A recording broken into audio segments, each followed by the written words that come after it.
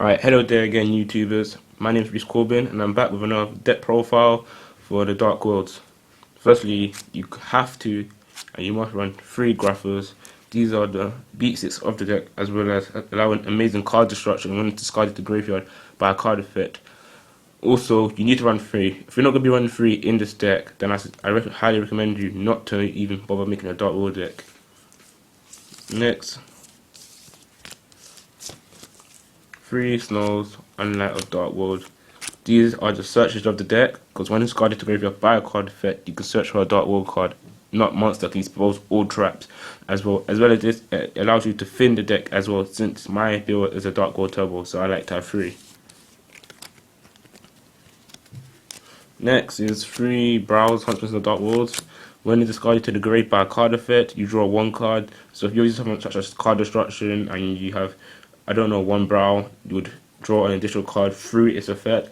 As well as this, it becomes a target for Tour Guide from the Underworld, as well as Gates of Dark World when you have to banish a fiend as a cost.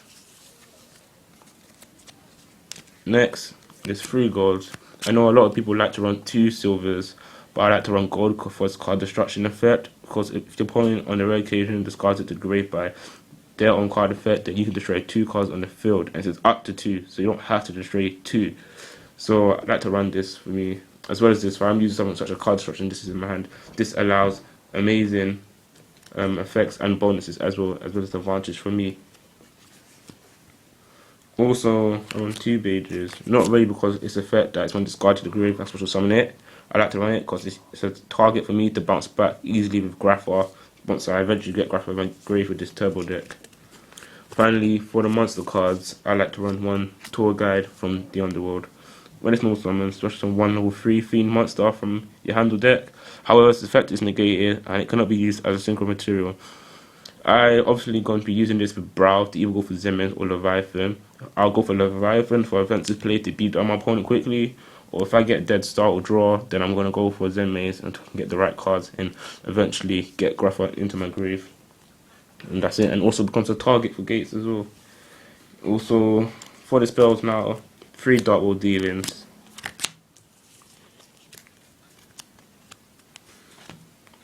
3 Gates.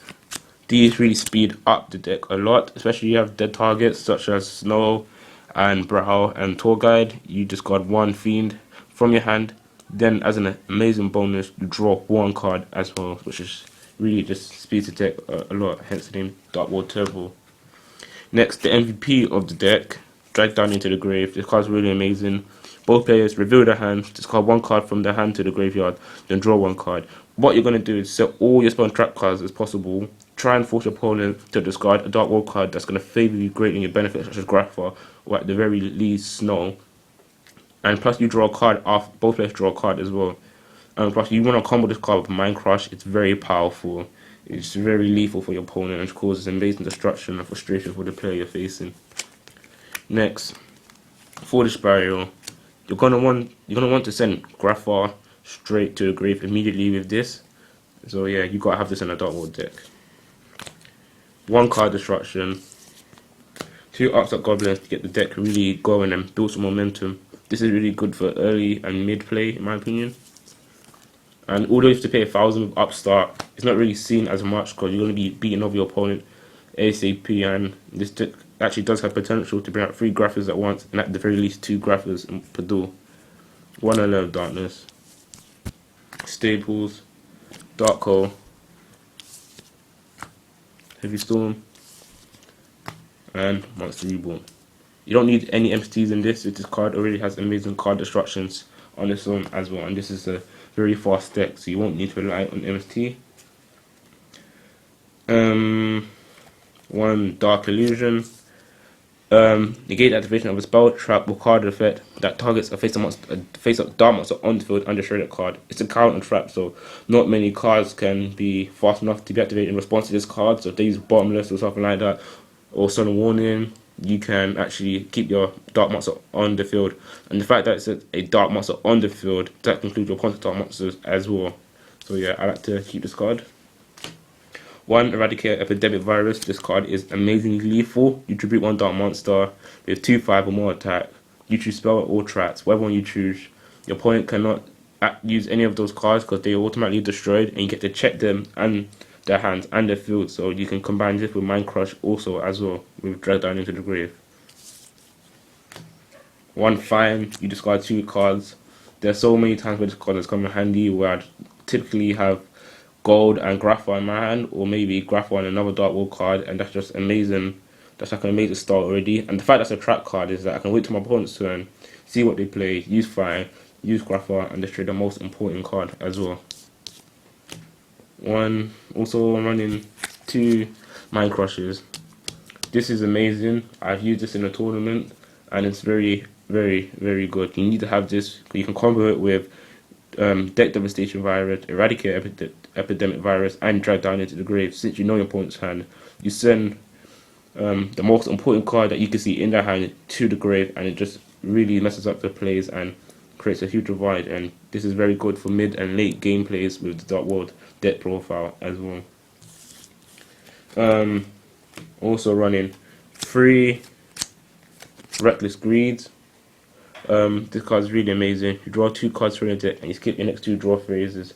When you use this card, regardless, you're still going to have to skip at least 2 draw phases minimum, but you want to chain 1 Reckless Greed to the other, because when they resolve, you draw 4 cards and you only skip 2 draw phases, so you get like a +2 draw benefit, even if they wait 2 draw phases. But however, like I said, as I mentioned previously, because this is a turbo deck, this is really not a cost, and you're really probably most likely going to be finishing off your opponent before the next 2 draw phases anyway. So yeah, that's alright. One of the most lethal cards in this deck, and perhaps one of the most powerful ones, is Deck Devastation Virus. This can really affect windups, Inzeptors, and perhaps Dino Macro Rabbits, because you tribute 1 Dawn monster with 2,000 more attack, and all monsters they control with 1/5 or less attack for their next 3 turns are destroyed right away. As well as this, you get to check your opponent's field and their hand. Yet again, you can also combine this card with Mind Crush as well, making it very lethal. And moving on to the side deck, I'm running another Deck Devastation Virus, in case if I run into windups or something like that, I'm going to run 2, because I want to shut my opponent's play as much as possible. And me tributing 1 Dark Monster with 2,000 more attack is always going to be Grapha. And as well as this, but I can easily bounce back with Grapha next turn as well, so this card really favors me a lot. So yeah, if I'm side decking 1 and keeping 1 in the main deck as well, you need to actually use this card. It's very amazing.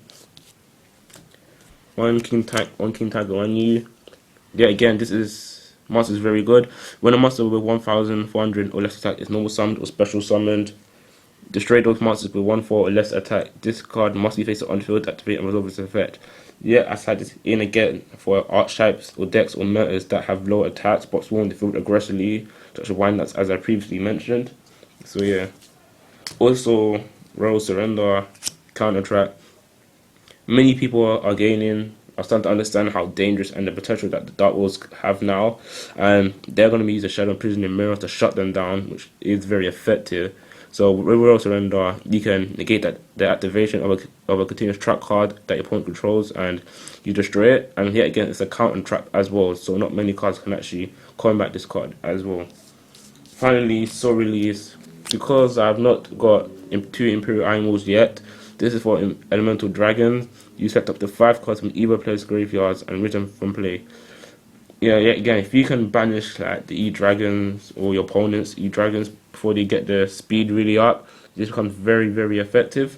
So yeah, I'm going to get 2 Imperial Animals very soon and side deck them against E-Dragons. And finally, onto the extra deck. 1 Windup Zen Mains. This comes easily brought out with Tool Guide for defensive play.